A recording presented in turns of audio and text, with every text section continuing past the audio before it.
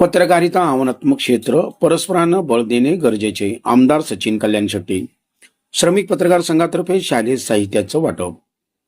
सोलापूर श्रमिक पत्रकार संघाने केवळ पत्रकारांचे प्रश्न मांडण्यापुरते काम मर्यादित ठेवले नाही. विद्यार्थ्यांना शालेय साहित्य वाटप, पत्रकारासाठी मेडिक्लेम योजना व विविध सामाजिक उपक्रम राबवून संघटनेने आदर्श निर्माण केला आहे.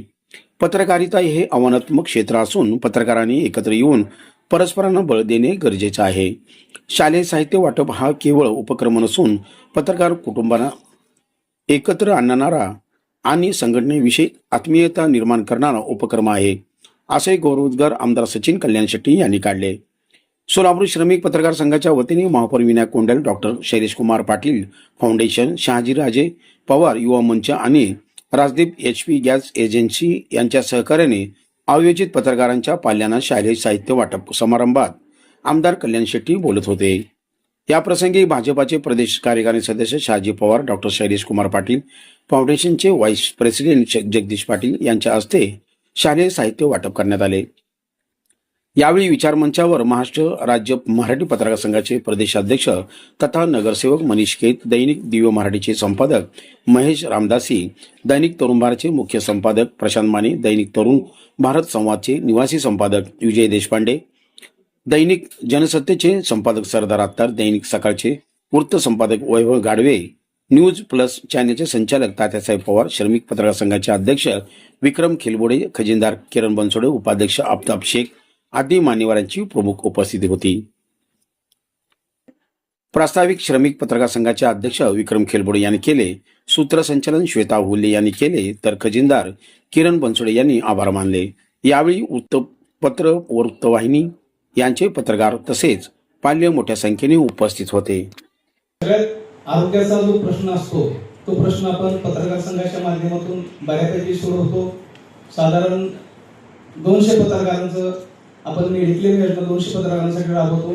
त्याचा जो 50% प्रीमियम आहे तो पत्रकार संघ भरतो. साधारण 12 ते 14 लाख रुपये आपण पत्रकारांच्या कुटुंबासाठी दरवर्षी खर्च करत असतो. याशिवाय अन्य उपक्रम राबवतो. मित्रांनो, आज या ठिकाणी सचिन दादा आहेत, शहाजीभाऊ आहेत, ही तोलामोलाची सगळी माणसं आहेत. ही सदैव आपल्या पाठीशी राहतात, सदैव आपल्याला सहकार्य करतात. गेल्या 24 वर्षापासून आपल्या गृहनिर्माणचा प्रवास सुरू आहे. सुरुवातीच्या काळात जागेचं आरक्षण असेल तो विषय त्यावेळेचे मुख्यमंत्री सुशीलकुमार शिंदे, उपमुख्यमंत्री विजयसिंह मोहिते पाटील यांच्या काळात तो मार्गी लावला. त्यानंतर पुढे देवेंद्र फडणवीस मुख्यमंत्री झाले. त्यांच्या काळात प्रशासकीय मान्यता मिळून आपल्या कामाला सुरुवात झाली. शिकवलं होतं दादा आणि ती पुढे जाऊन स्वतःच्या पायावर कुठेही खचून न जाता, कुठेही कशी मोदी साहेबांच्या सुद्धा भाषणात मोदींनी ज्यांचं कौतुक केलं ते असे कणखर असे श्वेता हुल्ले, उपस्थित सर्वच पत्रकार बंधू व त्यांचे सर्व पाल्य, मुलांना प्रथमतः मी मनापासून खूप खूप शुभेच्छा देतो की जे काही त्यांच्या मनामध्ये स्वप्न असेल, मग ते छोट्या गटापासून कॉलेजच्या जीवनामध्ये जे काही आता परीक्षा देत आहेत त्याला IMI चरणी, सिद्धरामेश्वर चरणी प्रार्थना करतो की त्यांचं सर्व स्वप्न पूर्ण व्हावी असे प्रार्थना करतो. गुन्हा दाखल झाला होता, त्याचं नाव घेत नाही, तर त्याचाही फेर तपास करावा आणि तो प्रस्ताव माझ्याकडे द्यावा. सांगण्यात तात्पर्य एवढं आहे की मुख्यमंत्र्यांनी त्वरित 5 मागण्यापैकी 3 मागण्या जागेवरच सोडवल्या. एक लक्षात घ्या, ग्रामीणच्या पत्रकार जे आहेत आपले, शहरातल्या पत्रकारांना मुख्यमंत्री असेल किंवा मंत्रालय असेल तिथं सहज ऍक्सेस मिळतील, परंतु ग्रामीणच्या पत्रकारांना ऍक्सेस मिळणं फार अवघड आहे. परंतु माझ्यासारख्याला तिथपर्यंत नेणं, आपले पालकमंत्री जयाभाऊ असतील, आमदार सचिन दादा असतील, आमदार देवेंद्र दादा असतील, ह्या लोकांनी सहज तिथं ऍक्सेस मिळवून दिला. शहाजीभाऊ असतील, आणि त्याचा परिणाम असा आहे की पत्रकारांचे प्रश्न सोडवले गेले.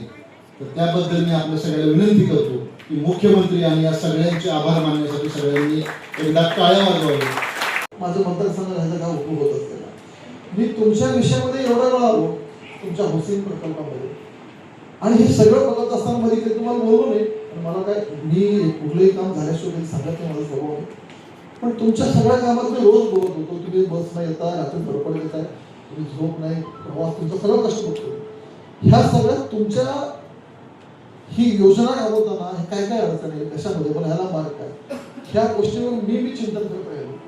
त्याच्यावर मी माझा एक वेगळा डिझाईन तयार केला. मी सीएम साहेबांना पुढे ठेवलं आणि एक हाऊसिंगचा प्रकल्प जो अक्कलकोटमध्ये आता होते, अजून होईल आता इतक्यात लगेच, जो महाराष्ट्रातला या पद्धतीचा पहिला प्रकल्प असेल. ज्या पण हे शिकलो कुठून, तुमच्यासोबत बसून तुम्ही रोज मला जेव्हा घेऊन जात होता सांगत होता, ह्यातून अडचणीतून मार्ग काढत होतो आणि त्यातून मला ती वेगळी आयडिया सुचली आणि तो नवीन फ्रेम तयार केला, डिझाईन तयार केला आणि त्यातून अक्कलकोटमध्ये करायचं. त्यामुळे तुमच्यासारख्या मित्रांकडून खूप काही गोष्टी शिकता आल्या. भविष्यात सुद्धा काम करत असताना कायम सचिन कल्याणसाठी तुमचा परिवाराचा सदस्य म्हणून तुमच्यासोबत असल्याची ग्वाही देतो. पत्रकार बंधूंना माझी विनंती आहे, असंख्य कामं, असंख्य वेळा, असंख्य विषय असतातच, पण आज कुटुंबासाठी जो वेळ तुम्ही द्यायला लागलाय, कुटुंबाकडे कधीच दुर्लक्ष होऊ देऊ नका. तुमच्यासाठी बाहेर अजून लाख लोक असतील, हजारो प्रश्न असतील, पण कुटुंबासाठी तुम्ही एकटेच आहात हे फक्त ही गोष्ट लक्षात ठेवा. मुलांचं शिक्षण, मुलांचं आरोग्य आणि तुमचं आरोग्य या तीन गोष्टीकडे कधीही दुर्लक्ष होऊ देऊ नका अशी विनंती करतो. पुन्हा एकदा आजच्या दिवशी बापू तुम्ही असतील, तुमचे सगळे सहकारी असतील, आपण मला बोलावलं, या निमित्तानं तुमच्या सगळ्यांची चर्चा करण्याची मला संधी मिळाली.